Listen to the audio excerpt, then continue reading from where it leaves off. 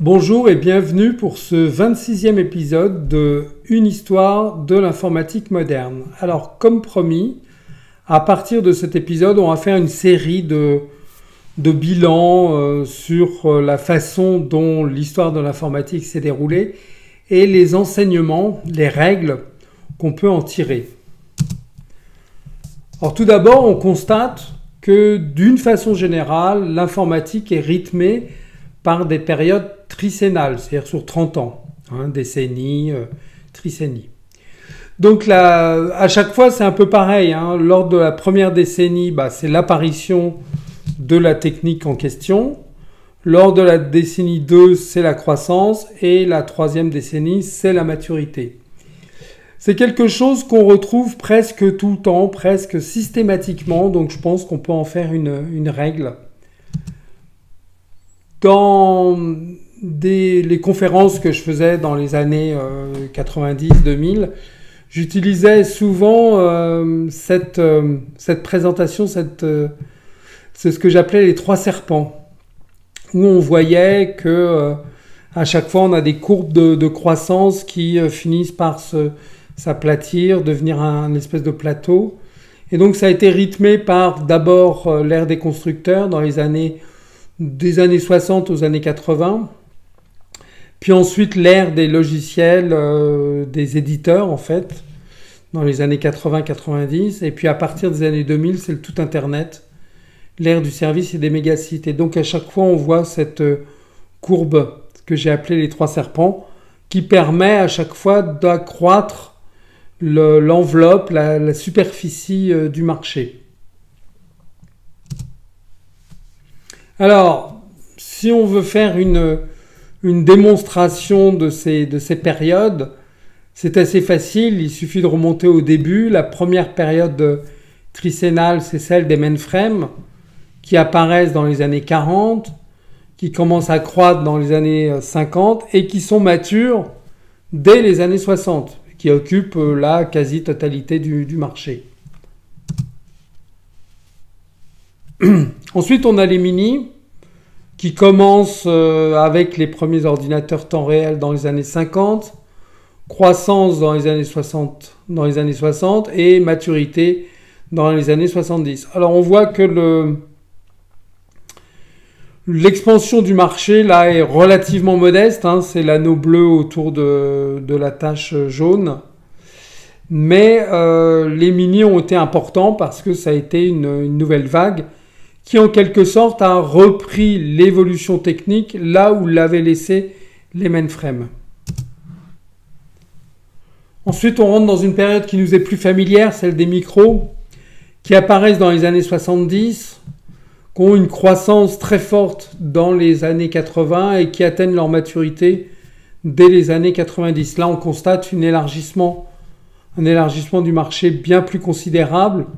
C'est l'anneau mauve, violet, qu'on voit ici. Et à chaque fois, c'est quelque chose qui s'est répété. Le marché s'élargit et les utilisateurs concernés s'élargissent également. Puis enfin, la dernière période, celle dans laquelle on évolue, c'est la période des mobiles. Mais ça ne veut pas dire que les mainframes, ni les mini, ni les micros n'ont disparu. C'est simplement des couches qui s'ajoutent. Et cette période a commencé dans les années 90, c'est l'apparition, croissance dans les années 2000 et maturité dès les années 2010. Alors maintenant, ce que je vous propose, c'est de passer en revue un peu ce qui a changé et ce qui n'a pas changé pendant toutes ces décennies de l'histoire de l'informatique. Alors d'abord, ce qui a changé, c'est la progression des capacités. Ceci dit, on pourrait aussi dire que c'est quelque chose qui n'a pas changé puisque les capacités n'ont pas arrêté de progresser jusqu'à récemment. Bon, jusqu'à récemment parce que la loi de Moore qui avant régnait en maître et définissait des progrès quasi automatiques, là la loi de Moore se vérifie plus tout simplement parce que en matière de densification, on est arrivé à un mur physique où on est passé en quelques décennies de 3 micromètres à 3 nanomètres. Donc c'est vraiment une différence absolument énorme en termes de densité. Mais on s'aperçoit sur l'autre graphique que finalement, la progression des capacités va de pair avec une réduction des volumes. C'est-à-dire qu'on est face à des appareils et à des composants de plus en plus petits, de plus en plus denses, de plus en plus optimisés. Ça a commencé par des mainframes qui occupaient des pièces entières, jusqu'à des mini qu'on pouvait mettre sous un bureau. Puis pareil pour les stations de travail et les PC. Puis les laptops qu'on pouvait emporter avec nous. Et évidemment les smartphones qu'on a maintenant dans notre poche. Je vous apprends pas grand-chose sur ce plan. Il y a toujours eu cette progression des capacités qui va de pair avec une réduction des dimensions qui permet d'élargir les usages. Parce qu'évidemment, un mainframe dans une pièce, c'est quand même moins pratique à transporter qu'un smartphone dans sa poche. L'autre élément qui a changé constamment, c'est l'élargissement du marché. Et qu'aujourd'hui, on considère normal que tout le monde ait un smartphone dans sa poche, mais ça n'a pas toujours été le cas. C'est relativement récemment que l'informatique s'est mise à concerner tout le monde sans distinction. Auparavant, c'était un job de professionnel et uniquement ça. C'est à partir de l'apparition du micro, donc années 70, années 80, qu'on a eu un élargissement au grand public qui s'est complètement généralisé. Dans cet élargissement, c'est également quelque chose, c'est quasiment une constante. Donc ce qui a changé, c'est le volume de la population concernée. Ce qui n'a pas changé, c'est que le volume de la population concernée s'accroît constamment. Alors voyons maintenant ce qui n'a pas changé. Et ce qui n'a pas changé en premier lieu, c'est la vraie nature de la technique informatique. C'est-à-dire qu'elle repose complètement sur les progrès et les capacités des composants électroniques. La dimension matérielle s'efface. Maintenant, on parle de plus en plus tout le temps de logiciels, mais évidemment, elle n'existerait pas si on n'avait pas du matos à disposition, toujours moins cher, toujours plus performant, toujours plus fiable, et qui d'ailleurs maintenant consomme de moins en moins d'électricité, et tant mieux parce que il était temps d'agir aussi sur ce paramètre. Donc ça n'a pas changé. L'informatique repose principalement sur la capacité des composants électroniques à être toujours plus performants tout en étant toujours moins chers.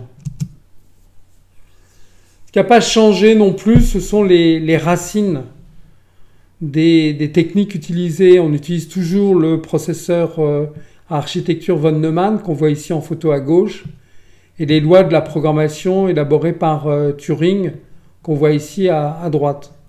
C'est principalement l'électronique qui a permis une évolution non linéaire avec une progression très forte. Et j'insiste souvent sur la vraie nature de l'informatique et j'utilise l'image du lac comme représentation, c'est-à-dire qu'une vaste étendue d'eau très large mais peu profonde. Alors là, j'ai pris la piscine de l'hôtel Sheraton à Singapour, qui est effectivement célèbre. C'est une piscine à débordement tout en haut d'un groupe de 3 bâtiments qui forment cet hôtel Sheraton.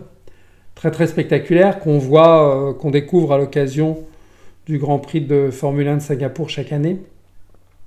Et donc c'est ça la vraie nature de l'informatique, c'est-à-dire une très étendue en surface, mais peu de profondeur, parce que les capacités croissent continuellement. Par contre, les fonctionnalités, c'est autre chose. C'est beaucoup plus compliqué à faire évoluer et à faire progresser. C'est le matériel versus le logiciel. Le logiciel est toujours en retard sur le matériel parce qu'il est beaucoup plus complexe à élaborer, à concevoir, à mettre au point et surtout, il vient forcément après le matériel. Le matériel apporte des capacités, les innovations du matériel apportent des capacités et utiliser ces capacités et les transformer en fonctionnalités, c'est ce que nous apporte le logiciel. Par exemple, les accéléromètres, il a d'abord fallu que ce soit des capacités matérielles pour qu'on les utilise, par exemple, sur les smartphones pour savoir dans quel sens on utilisait cette machine. Ce qui n'a pas changé non plus, c'est le taux d'échec effarant des projets informatiques. Et là aussi, il y a une règle. Plus le projet est gros, plus le projet est long et plus il a des chances d'échouer. Alors là, l'image qu'on voit sur la droite, le plan à moyen terme, c'est une image que tout au long de ma carrière, j'ai toujours vu l'incompréhension entre ce qui est planifié par la direction ou les techniciens et ce que voulaient les utilisateurs ou tout simplement ce qu'ils peuvent utiliser. Donc il y a toujours eu une grande difficulté à faire le lien entre les deux, entre ce qui était nécessaire, faisable et souhaité et ce que faisaient les techniciens qui, comme chacun sait, aiment bien faire compliqué. L'aboutissement de tout ça, c'est qu'on a un taux d'échec qui est véritablement un bain de sang. Et ça n'a pas changé. C'est-à-dire tout au long de ma carrière en informatique, j'ai constaté que les projets qui échouaient étaient bien plus nombreux que les projets qui aboutissaient. Et même ceux qui aboutissaient, dans bien des cas, on aurait pu les considérer comme des échecs parce qu'ils avaient pris plus de temps et donc plus d'argent que prévu au départ. Voilà sur ce premier épisode de bilan. J'en prépare d'autres, rassurez-vous. Merci pour votre attention et votre fidélité. À très bientôt.